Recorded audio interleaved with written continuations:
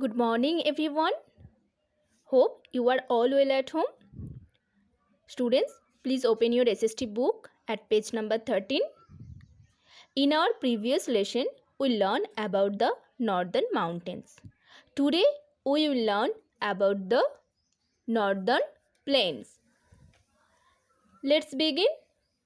In this lesson, we will learn about the main physical features of the northern plains. Three basins like Sutlej Basin, Ganga Basin and Brahmaputra Basin. Now read with me and follow the book. The northern plains lie towards the south of the Himalayas, just above the southern peninsula. It is a vast area of flat land extending from Punjab in the west to Assam in the east. The plains stretches across a length of 2,400 kilometers with the width varying from 150 to 240 kilometers.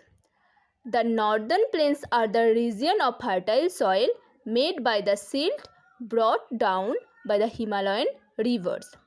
These rivers, which flow throughout the year, bring silt, alluvium, sand and other soil particles and deposit them in the plains. The plains thus have rich alluvial soil of good quality. This soil is excellent for agriculture. Wheat and rice are the main crops produced here. As most of India's rice is produced here, it is called the rice bowl of India. Due to high fertility, the northern plains are thickly populated. As we go south from the Himalayas, we come to the vast northern plains of India. They run parallel to the Himalayas from Punjab in the west to Assam in the east.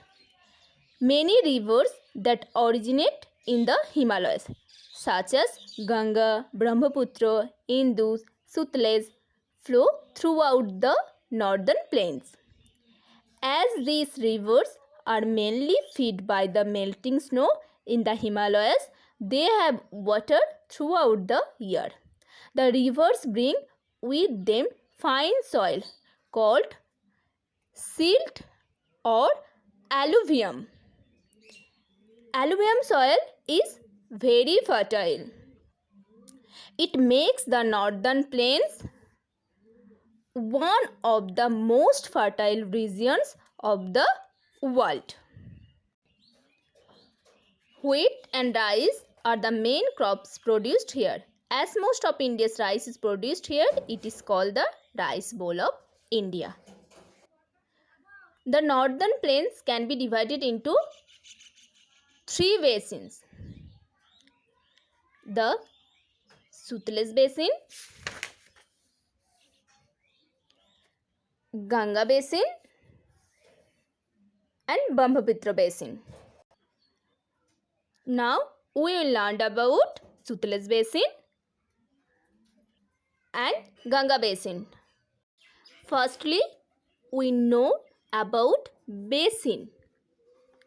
What is a basin? The area watered by a river and its tributaries is called a basin. So, the main rivers have several tributaries or smaller rivers joining them. An area watered by the river and its tributaries is called basin, like Sutlej Basin, Ganga Basin, Brahmaputra Basin. Okay? Sutlej Basin. Follow the map. Sutlej Basin. The Sutlej Basin is watered by the river Sutlej. and its tributaries which flow towards the south-west. The river Sutlej joins the Indus River in Pakistan. The Indus finally falls into the Arabian Sea. Punjab and Haryana are the two states lying in the Sutlej Basin. The Sutlej Basin has an extreme type of climate. It does not receive much rainfall. Hence, many canals, wells and tube wells are used for irrigation. Wheat is the main crop of this basin. Punjab and Haryana together produce a major portion of India's total wheat. Cotton, rice, maize, bajra and sugarcane are the other crops grown here. The Sutlej Basin has many important industrial towns too. Chandigarh, Amritsar, Ludhiana, Rohtak and Faridabad are some of them. Sutlej Basin. Sutlej Basin in the west. The river Sutlej and its tributaries flow towards the south-west through Punjab. They join the Indus River in Pakistan. The Indus finally flows into the Arabian Sea. Punjab and Haryana lie in the Sutlej Basin. Wheat is the main crop of this basin. Other crops of Sutlej basins are cotton, rice, bajra, sugarcane. Important industrial towns are Chandigarh, Amritsar, Ludhiana, Faridabad, etc. Remember student, the Bhakra Dam, 226 meters, constructed on the river Sutlej, is the highest dam of India. So, the Bhakra Dam has been built on the Sutlej River. It provides electricity and water for irrigation. The Bhakra Dam is the highest dam of India. Come to next topic, Ganga Basin. The Ganga Basin forms the biggest part of the plains. It lies between the Sutlej in the west and Brahmaputra in the east. Originating from the Gangotri Glacier in the Himalayas, the Ganga comes downwards entering the northern plains. It is then joined by the river Jamuna, its main tributary near Allahabad. Its other major tributaries are Gomati, Ghagra and Koshi. The Ganga is about 2,500 kilometers long.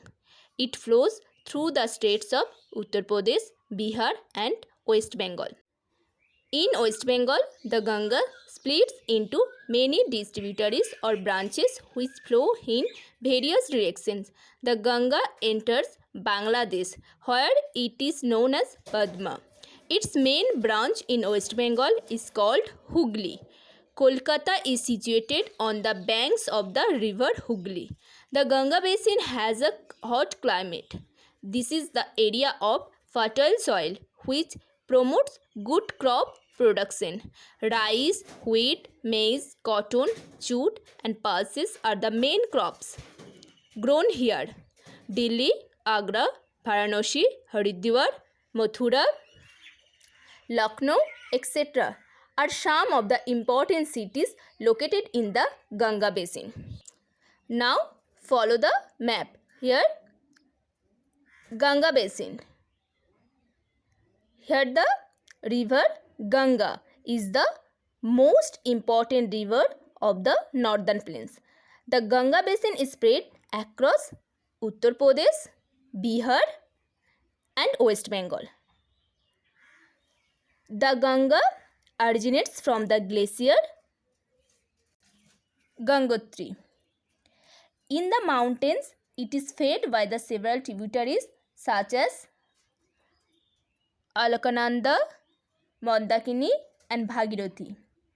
before it enters the northern place at Haridwar. As it flows along slowly in the plains, it is joined by several tributaries like the Yamuna River, Gandak, Ghagra, and Kosi River. After flowing through Uttar Pradesh and Bihar, the Ganga enters West Bengal. Here, it enters into many branches or distributaries. The two main branches are Hooghly and Padma. The Hooghly flows through Kolkata and then into the Bay of Bengal. The Padma enters Bangladesh. Here the present Bangladesh. Here it joins the Jamuna. The main branch of Brahmaputra in Bangladesh before entering the Bay of Bengal. The delta made by Ganga and Brahmaputra is the largest in the world. It is called as the Sundarbans. Rice, wheat, maize, cotton, jute, pulse are the main crops of Ganga basin. Delhi, Agra, Varanasi, Haridwar, Mathura, Lucknow are some of the important cities located in the Ganga basin. Remember students, the famous Kumbh Mela is held at Allahabad after every 12 years. Allahabad is one of the holiest cities of India. Remember students, Varanasi is one of the oldest cities of India. It is considered holy by the Hindus. Students, please read the book again and again and remember also. I hope this is clear to you. If you have any problem, any doubt, you call me. Bye students. Thank you.